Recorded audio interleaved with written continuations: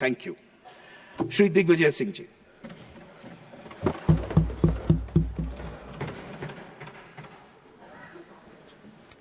माननीय सभापति महोदय, बहुत बहुत धन्यवाद। इलेक्टोरल रिफॉर्म पर माननीय अमित शाह जी ने जो लोकसभा में भाषण दिया, मैं वहीं से शुरू करूंगा और अंत भी वहीं से करूंगा। राहुल जी के जितने भी सुझाव थे, जो उनके बिंदु थे, उसका एक भी उत्तर उन्होंने नहीं दिया। Digital You continue, please. Digital machine readable पारदर्शी वोटर रोल होना चाहिए, इसमें क्या आपत्तिजनक थी? होना चाहिए कि नहीं होना चाहिए?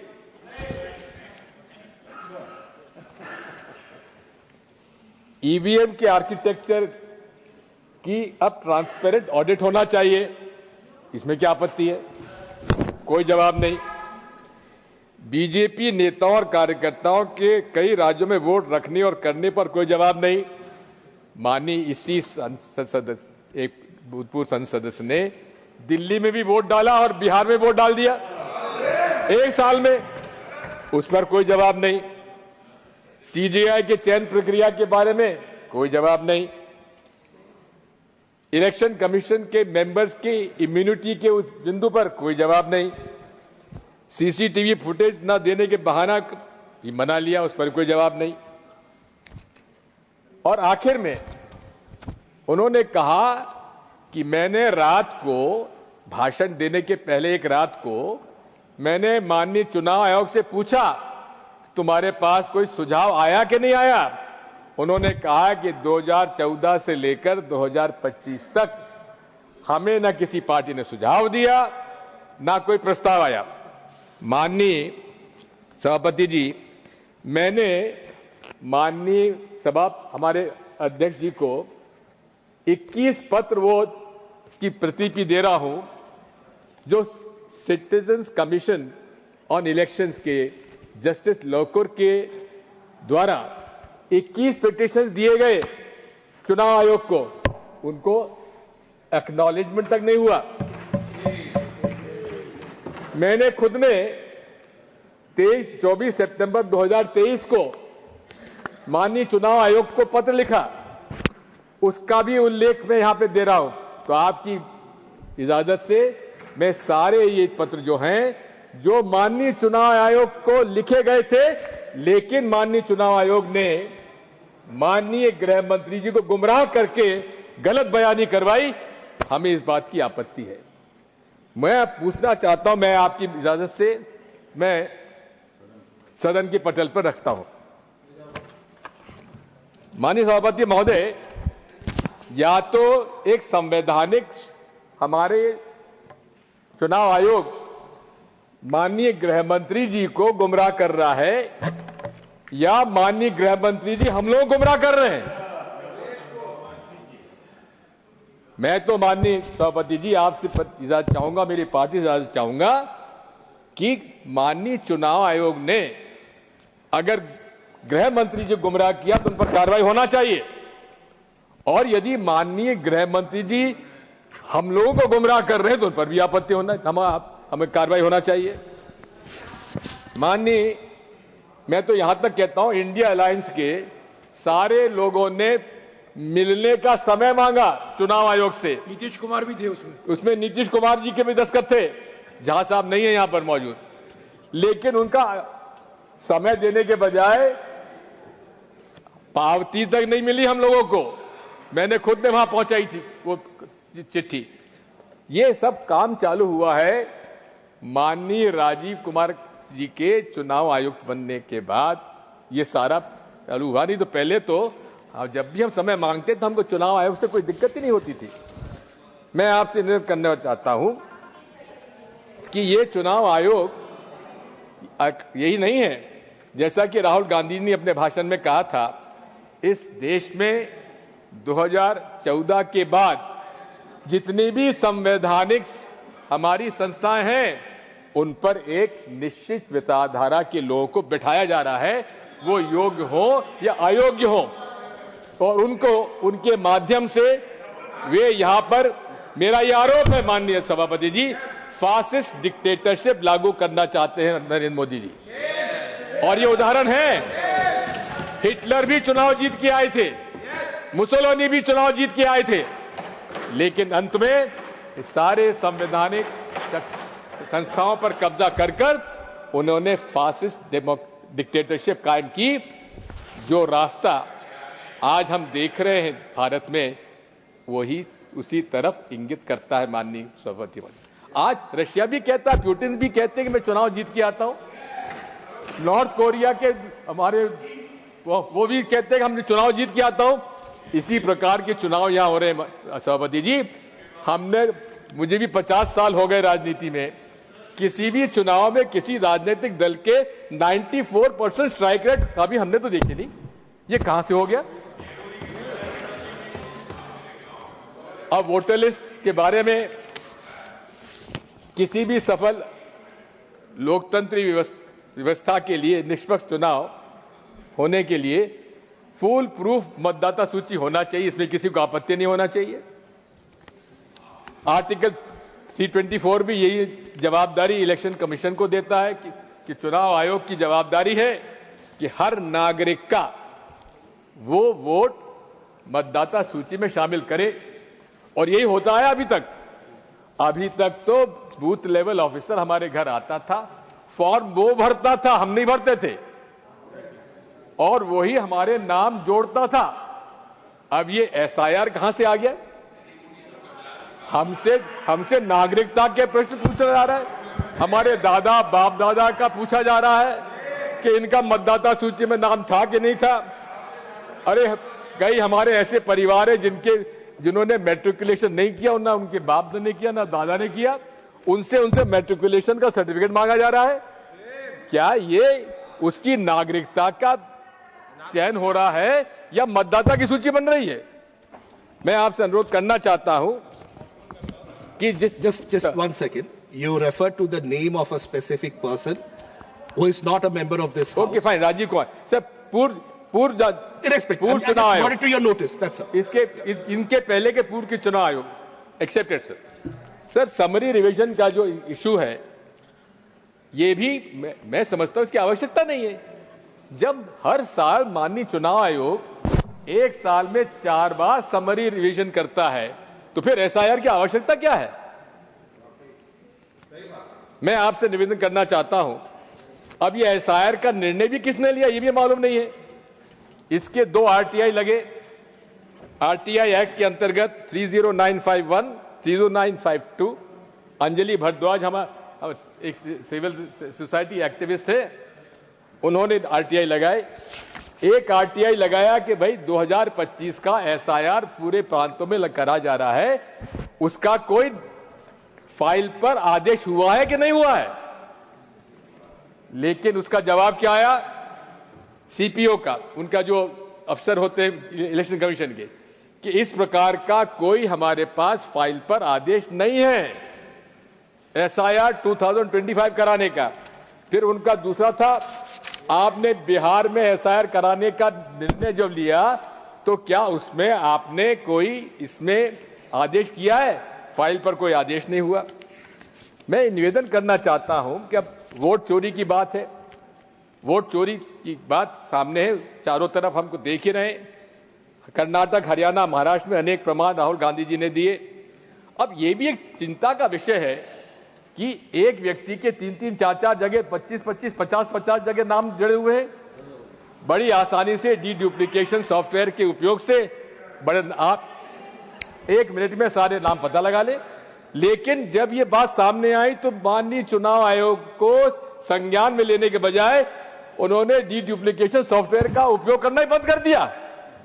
आखिर ये पक्षपात नहीं तो और क्या है माननीय सभापति महोदय? मैं सुझाव देना चाहता हूं।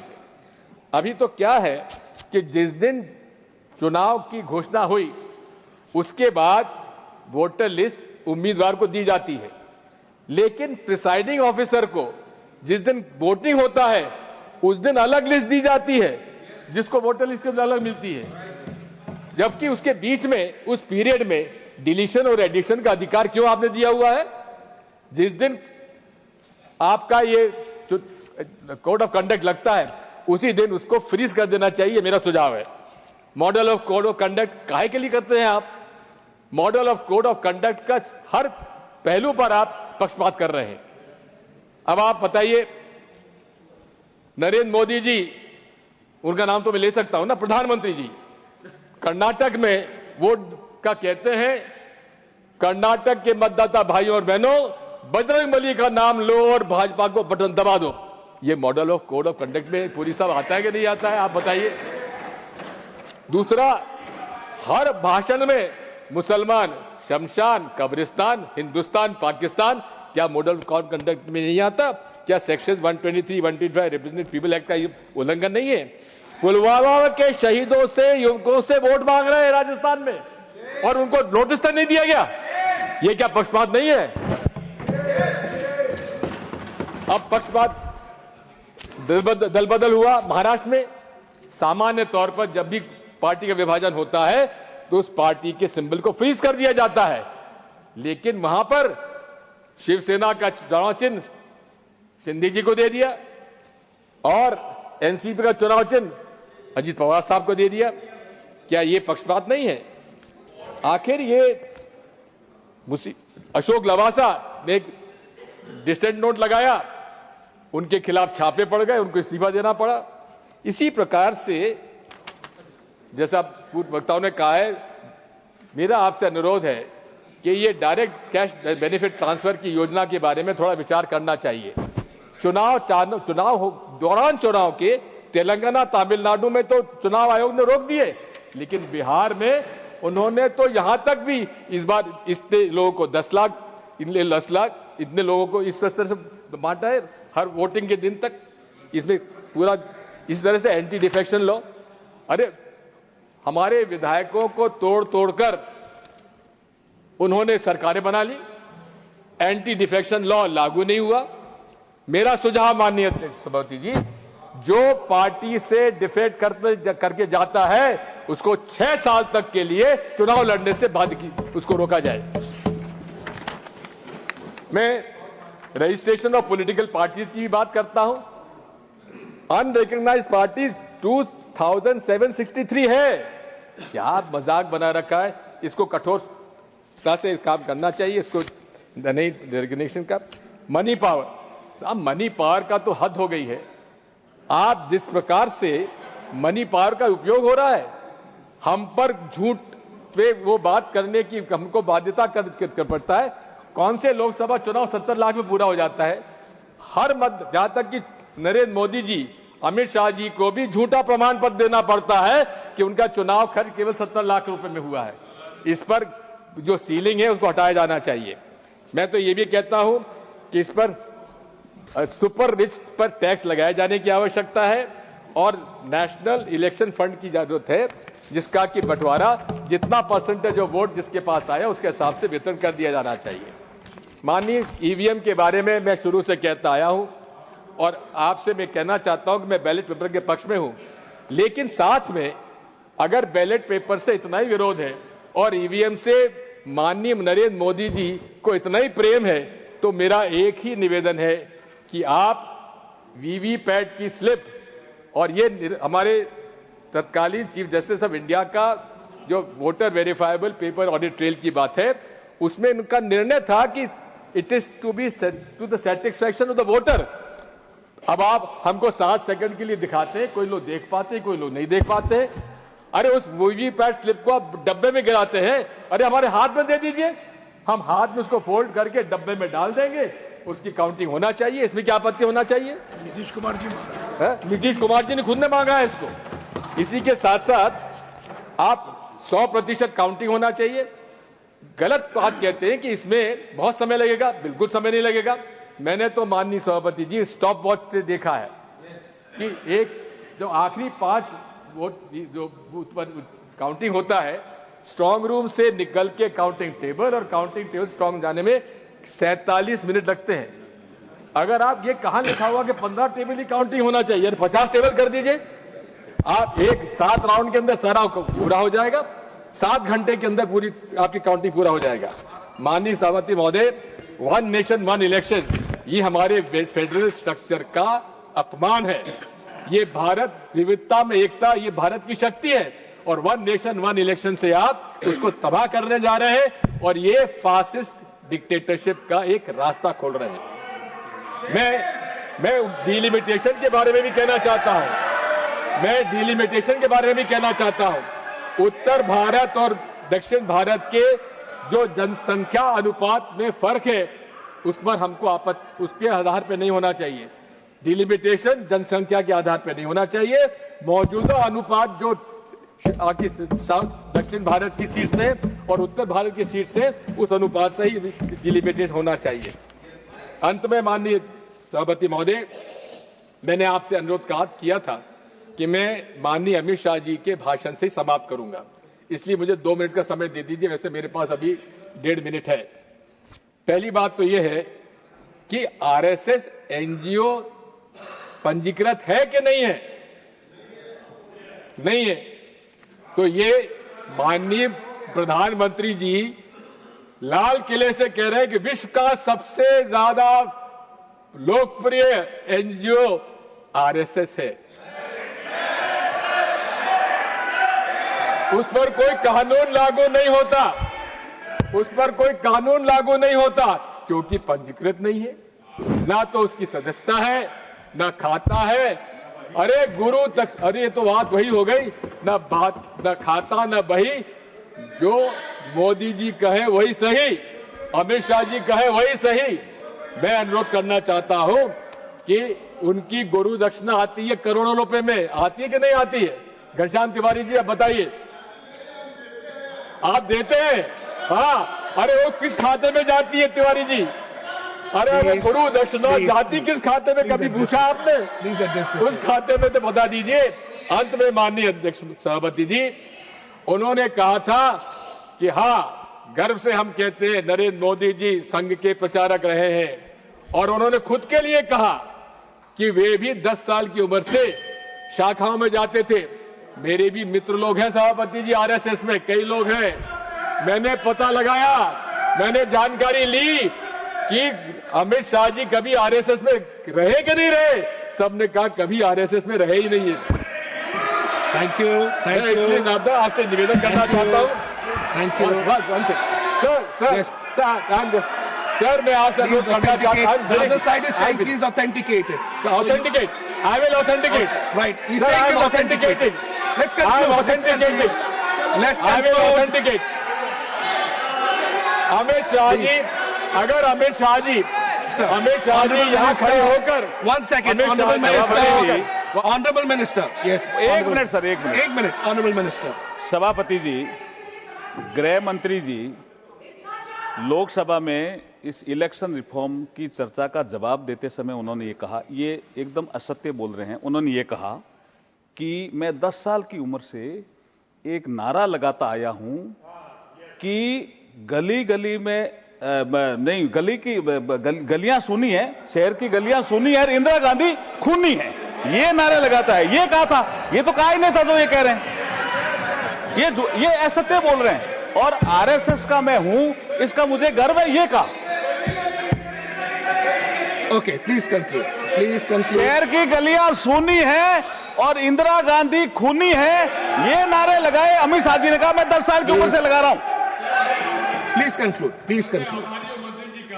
उन्होंने आरएसएस में अमित शाह जी रहे कि नहीं रहे, उस पर कोई अपनी बात नहीं की, उन्होंने स्वीकार कर लिया। और मैं चुनौती देता हूं अमित शाह जी को, यहां अगर वो खड़े होकर, जो आरएसएस की प्रार्थना सभा है,